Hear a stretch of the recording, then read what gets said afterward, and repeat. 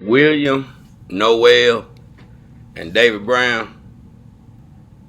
Where's David Ruffin's? Which one of y'all got Ruffin's money, man?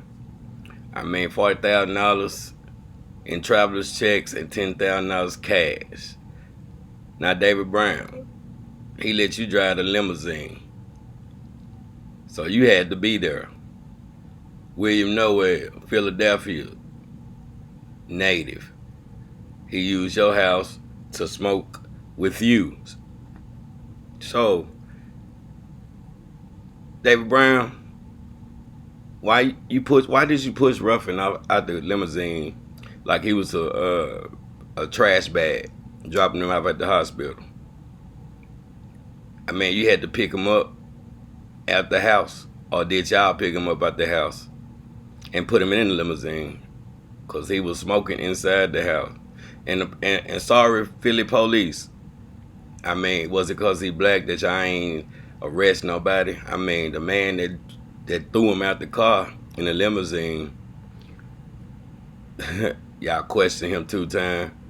Y'all went to William Nowell house. What y'all do? A half investigation. And why was he a John Doe?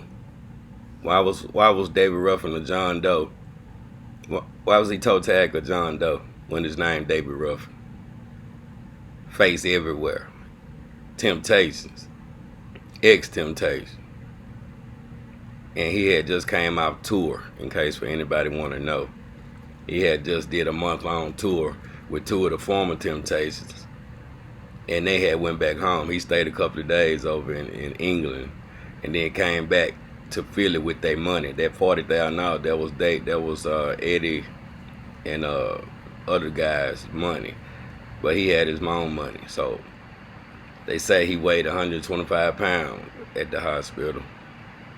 As tall as he is. So he was real skinny. But it's amazing how you can be famous as David Ruffin was and be dropped off at a hospital throughout a limousine with $53 in your pocket out of $50,000 that you had.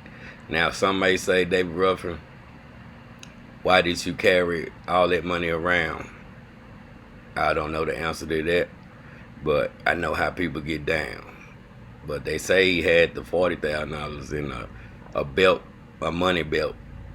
But somebody had to know that. It's probably the dude that was David Brown that was driving that limo. So if you still alive, bro, and William Nowell, I hope y'all conscience is clear, because it's gonna forever be an unsolved mystery. So at least do me a favor, as a Ruffin fan, real Ruffin fan.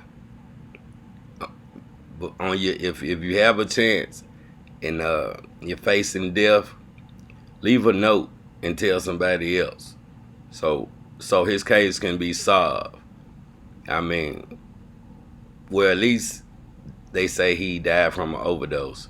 Now, see, that's not. Let me correct that. That may be true. We all know David had a on and off again, but he was doing good at this particular time. But what y'all say, he took crack over there, 10 vials to be exact. That's how I know it's some BS. Cause that's what they reported, and that's all they will ever do is report some BS. Then they called it a crack house. It wasn't a crack house. It was a friend house that he used to go over there and do his thing at with the dude that stay over there, William Nowell. And David Brown, you ain't in my book, man. How you open the door and push threw David Ruffin out the car and sped off, you ain't about nothing. So either one of y'all, man, if y'all still around, leave a note, man. Don't let that man be unsolved. He got a family, and the way y'all treated him, one of y'all got the money. We know that for sure. So do the right thing for the right reason. True.